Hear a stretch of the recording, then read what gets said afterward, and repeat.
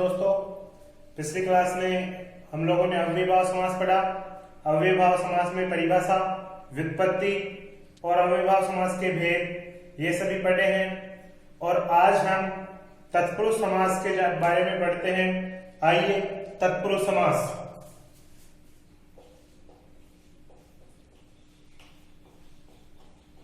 तत्पुरुष समास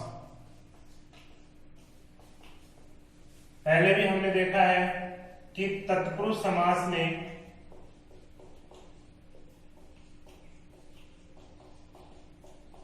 उत्तर पद अर्थात दूसरा पद प्रधान होता है। दूसरा पद कैसे प्रधान होता है? देखो, अपने पास राज्ञ है, पुरुष है, दो पद है, आगे में एक शब्द और मृत है। पूरे का अर्थ होता है राज्य पुरुष है अर्थात राजा का आदमी मृत है, मर गया। राजा का आदमी मर गया, मरा कौन है? राजा का आदमी। यहाँ कौन सा पद प्रधान है? दूसरा पद प्रधान है, क्योंकि पहला पद है राजा, दूसरा है आदमी। मरा कौन है? आदमी, इसलिए यहाँ दूसरा पद प्रधान हो रहा है। और ऐसे ही तत्पुरुष समास में होता है कि राजा का पुरुष अर्थात दूसरा पद प्रधान होता है। आगे देखिए, तत्पुरुष समास के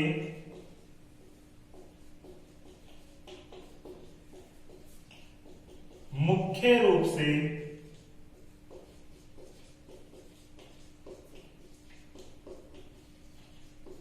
दो भेद होते हैं।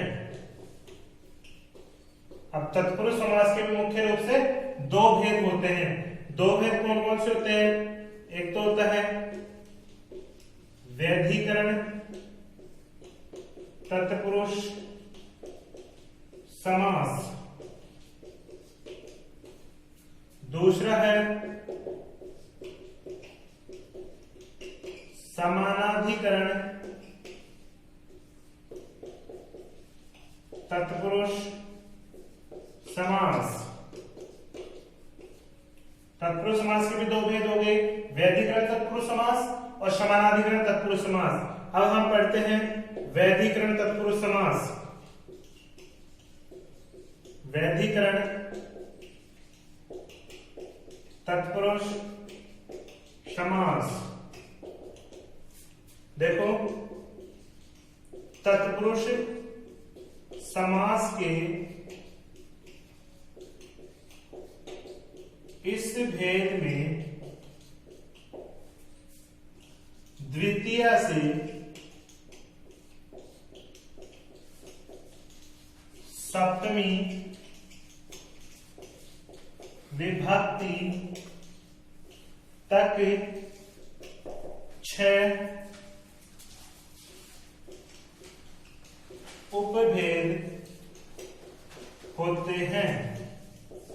तत्पुरुष समास के इस भेद में द्वितीय से सप्तमी तक, द्वितीय से सप्तमी विभक्ति तक 6 उपभेद होते हैं।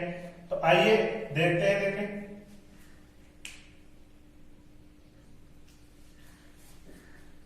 विभक्तियों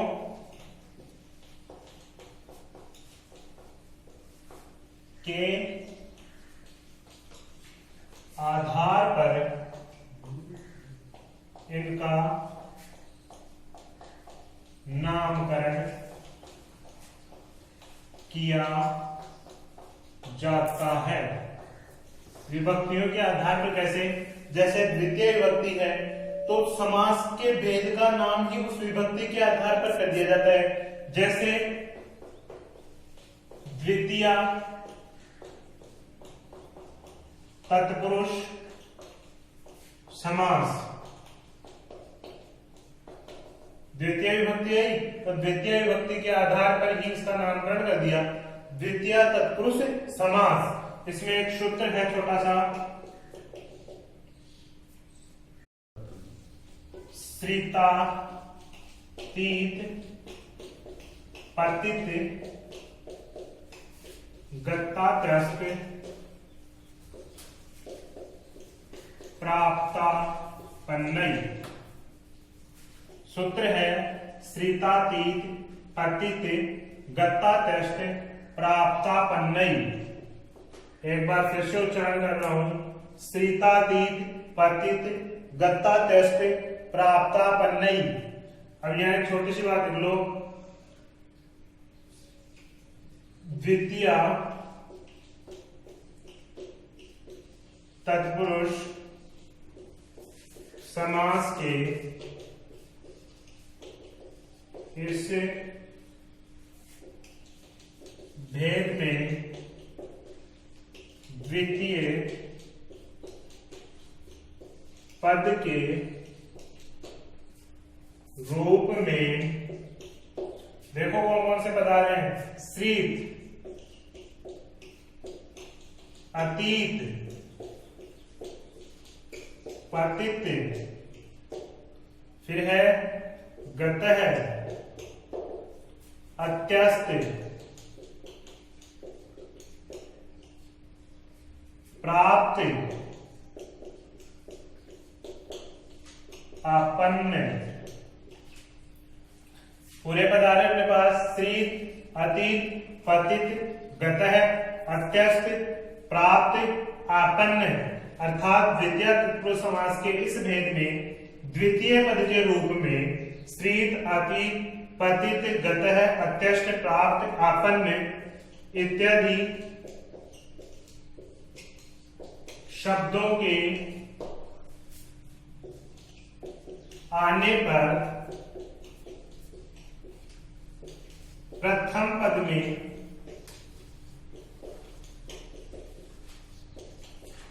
द्वितीय विभक्ति लगाकर समास विग्रह कर दिया जाता है।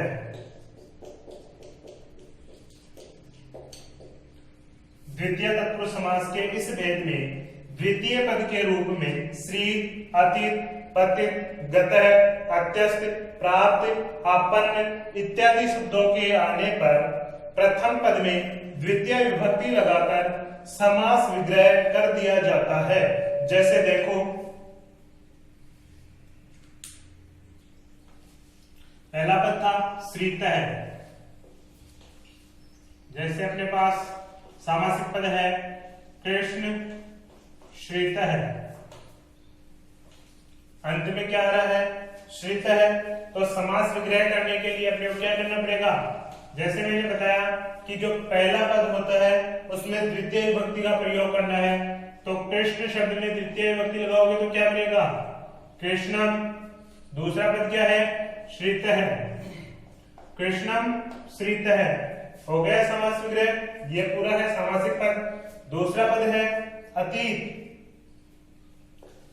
जैसे अपने पास पद है दुखातीतः, लास्ट में आ रहा है अतीतः। अतीतः का मतलब द्वितीय तत्पुरुष समास करना है, तो पहले पद में अपने को द्वितीय विभक्ति लगानी है। द्वितीय विभक्ति लगाते ही दुखम, दूसरा पद है अतीतः, ये अतीतः। देखो यदि अनुस्वार के बाद में ए आ रहा है तो अनुस्वार नहीं रहेगा, हलंत में बन जाएगा, पूरा पद बनेगा दुखम अतीतः।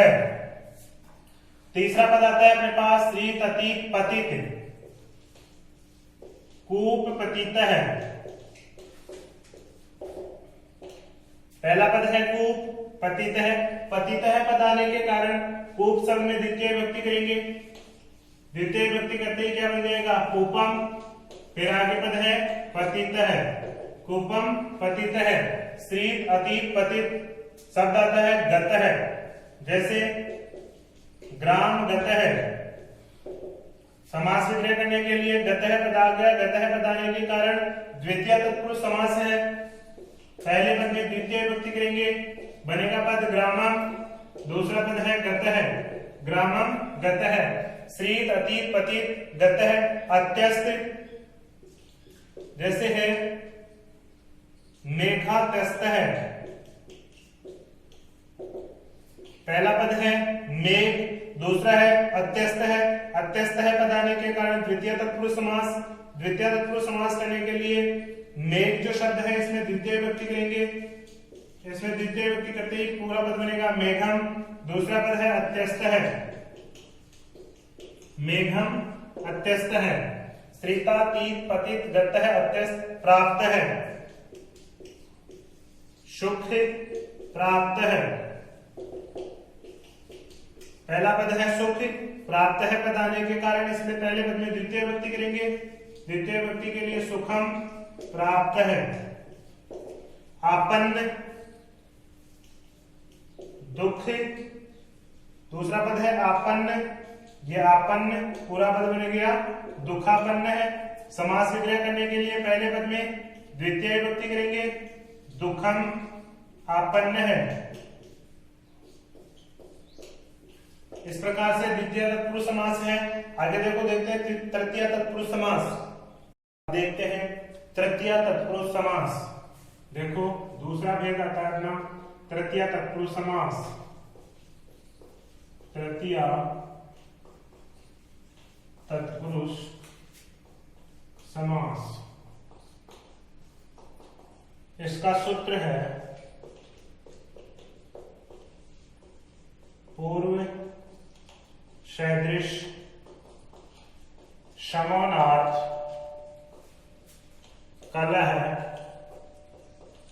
निपुण मिश्र सलक्षणी।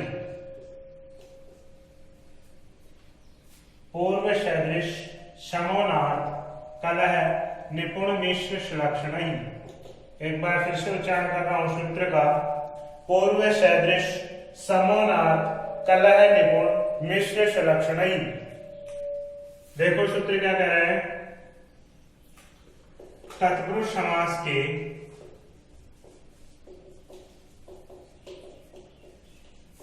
इस भेद में यदि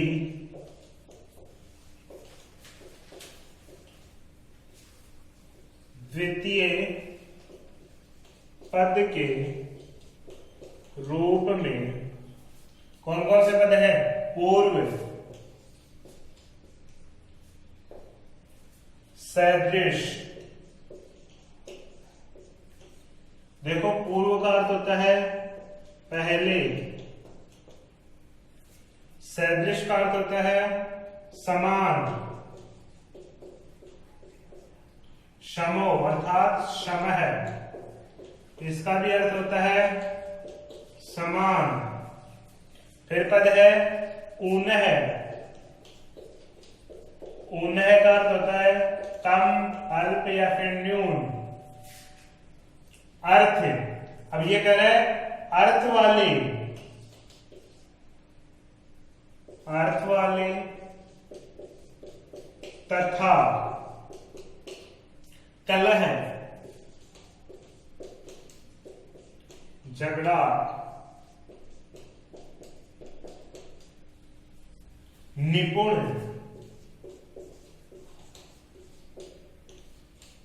निपुण का अर्थ होता है पारंगत, पारंगत। फिर है मिश्र, मिश्र का अर्थ होता है मिश्रण। फिर है संरक्षण, संरक्षण का अर्थ होता है साथ। देखो क्या कह रहा है, तत्पुरुष समास के इस भेद में यदि द्वितीय पद के रूप में पूर्व, पूर्व का अर्थ होता है पहले, सदृश समय, ऊनह अर्थ वाले तथा कलह निपुण मिश्र संरक्षण शब्द आए तो पहले पद में तृतीय विभक्ति लगाकर समास विग्रह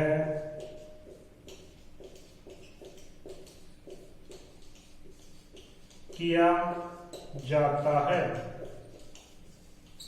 द्वितीय पद के रूप में यदि हमारे पास शब्द आते हैं पूर्व, सदृश, शमः, ऊनः, कलह, निपुण, मिश्र, सुलक्षण, तो जो पहला पद होता है उसमें अपने को तृतीय विभक्ति का प्रयोग करना है। जैसे अपना पद है पूर्व, उदाहरण बन रहा है मास पूर्व है। अब यहां पूर्व शब्द आने के कारण जो पहला शब्द है मास, उसमें कौन सी विभक्ति लगानी है? तृतीय विभक्ति। तृतीय विभक्ति लगाते ही मास का क्या बन जाएगा? मासेन। दूसरा पद है पूर्व है, मासेन पूर्व है। इस प्रकार से अपना सामासिक पद ये बनेगा और इस प्रकार से समास विग्रह होगा। देखते हैं अगले एग्जांपल्स।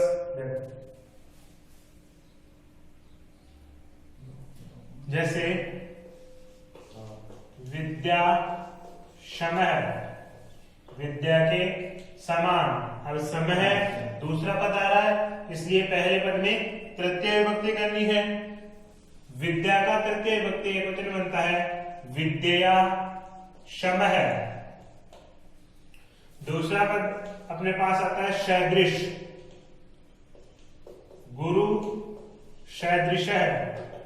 सदृशः पद के कारण पहले वाले पद में अपने को तृतीय विभक्ति करनी है, तो गुरु शब्द की तृतीय विभक्ति एकवचन बनती है गुरुणा। दूसरा पद है सदृशः, यह सदृश है। पूर्व सदृश समोनार्थ। अब है ऊनः। ऊनः पद का उदाहरण है पादोनम। मूल शब्द है पाद अर्थात टेर। अब पाद शब्द की तृतीय विभक्ति बनती है पादेन। आगे शब्द है ऊनम, पादेन ऊनम। फिर आगे अपने पास शब्द आता है कलह, वा कलह। मूल शब्द है वाची। वाची शब्द का तृतीय विभक्ति एकवचन बनता है वाचा कलह। निपुण, आचार अर्थात व्यवहार, निपुण है व्यवहार में निपुण, आचार निपुण है। आचार शब्द का तृतीय विभक्ति एकवचन बनता है आचार्य निपुण है। मिश्र, मिश्र का अर्थ होता है मिश्रण अर्थात गुड़ मिश्र है, गुड़ का मिश्रण। गुड़ शब्द का तृतीय विभक्ति एकवचन बनेगा गुडेन। शब्द है आगे मिश्र है।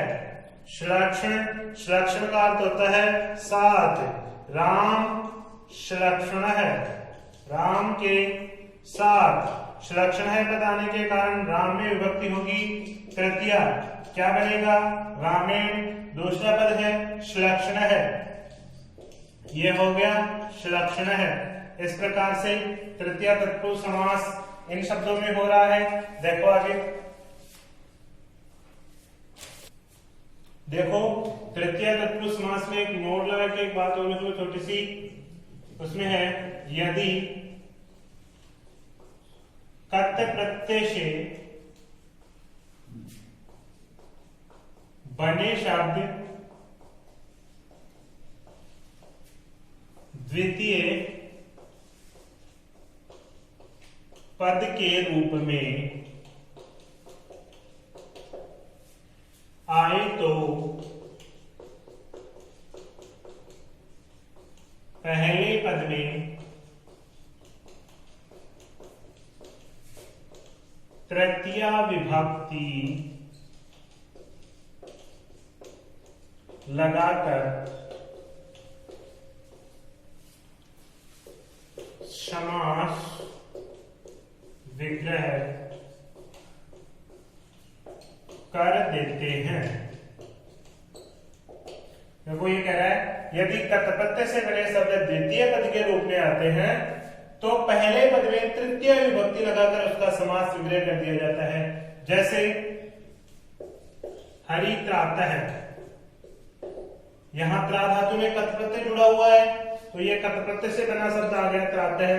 पहला पद है हरि, दो पद हो गए, तो ये कह रहा है, नोट वाली बात ये कह रही है कि यदि कत प्रत्यय से बने शब्द द्वितीय पद के रूप में आए, द्वितीय पद के रूप में आ गया, तो पहले वाले पद में तृतीय विभक्ति करनी है। पहले वाला पद क्या हो गया? हरि। तो हरि शब्द में विभक्ति कौन सी करनी है अपने को? तृतीय। हरि शब्द क्या तृतीय विभक्ति, एक वचन क्या बनेगा? हरिणा। दूसरा पद क्या है? त्रातः। पूरा समास विग्रह क्या बन गया? हरिणा त्रातः। जैसे नख भिन्न है, नाखूनों द्वारा अलग किया हुआ। नख और भिन्न दो शब्द हो गए। अब मूल शब्द पहला पद है नख, दूसरा है भिन्न है। भिन्न है पद आ गया जो कत प्रत्यय से बना हुआ शब्द है। यहाँ पहला पद है नख और नख शब्द में विभक्ति करनी है तृतीया। तृतीय विभक्ति का बहुवचन नखई, क्योंकि एक नाखून से अलग नहीं करते, यहाँ कर रहा है पूरे नाखूनों से अलग, इसलिए ये बहुवचन पद आएगा नखई। दूसरा पद है भिन्न है। जैसे हस्त लिखितम, हाथ से लिखा हुआ। हस्त और लिखितम दो पद हो गए। लिखितम पद कत प्रत्यय से बना हुआ है और पहला पद है हस्त। हस्त में तृतीय विभक्ति करनी है, तृतीय विभक्ति में बनेगा हस्तेन। दूसरा पद है लिखितम, हस्तेन लिखितम। इस प्रकार से ये समास विग्रह होगा और ये तृतीय तत्पुरुष समास था। आप पढ़ते हैं आगे चतुर्थी तत्पुरुष समास। देखो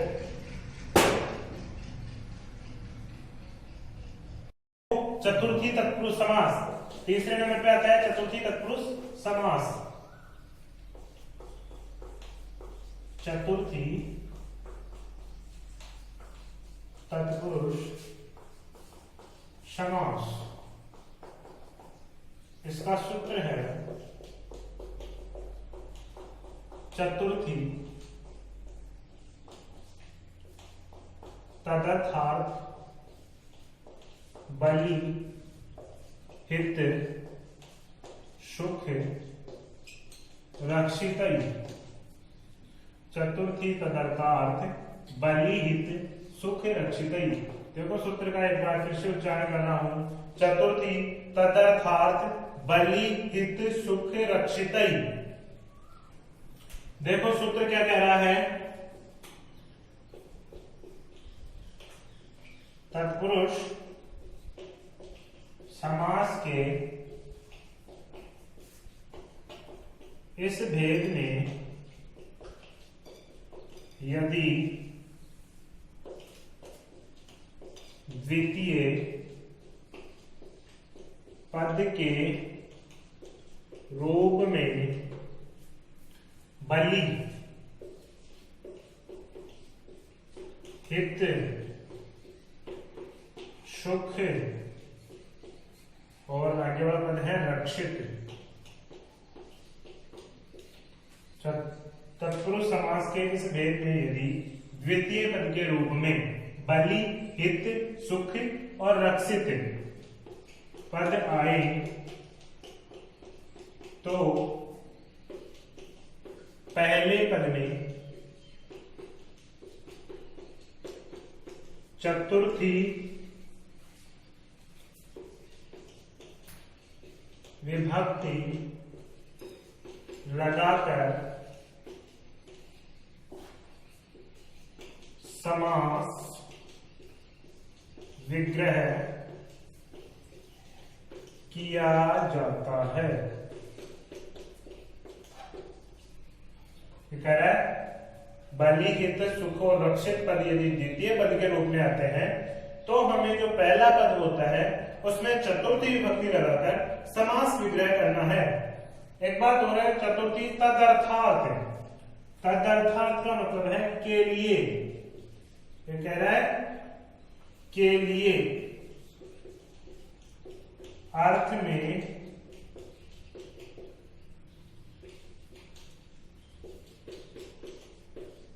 चतुर्थी तत्पुरुष समास होता है। जैसे देखो अपने पास शब्द है बलि।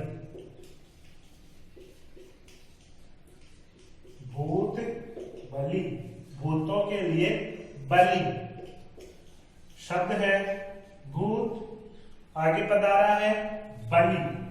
बलि पद यदि द्वितीय पद के रूप में आ रहा है तो प्रथम पद में विभक्ति कौन सी लगानी है? चतुर्थी। क्या बनेगा? भूतेभ्य बलि, भूतों के लिए बलि। अब देखो ऊपर देखते हैं आगे उदाहरण।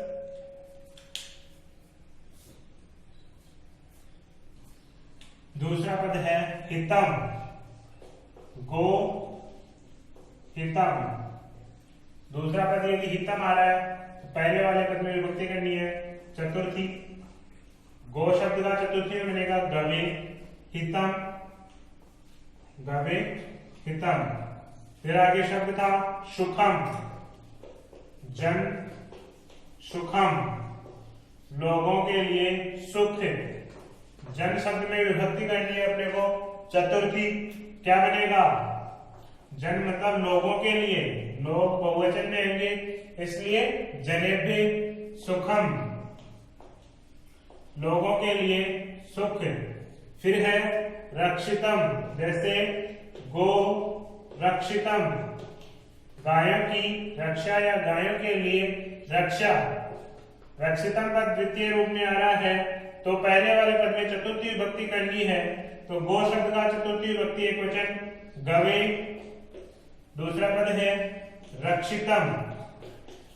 फिर एक बात नीचे और लिखी थी अपन ने कि केंद्रीय अर्थ में भी चतुर्थी विभक्ति का प्रयोग होता है, जैसे यूप दारू। योग शब्द चतुर्थी विभक्ति मिलेगा यूपाय। दूसरा पद है अपने पास दारू, यूपाय दारू। इसका अर्थ होता है यज्ञ स्तंभ के लिए लकड़ी। के लिए अर्थ में अपन विभक्ति ली चतुर्थी। जैसे देखो कुंभ मृत्तिका, कुंभ शब्द की चतुर्थी विभक्ति होगी कुंभाय, मृत्तिका यानी मिट्टी। अर्थ होगा घड़े के लिए मिट्टी, घड़े के लिए मिट्टी। कुंभार मृत्तिका के लिए अर्थ में चतुर्थी विभक्ति।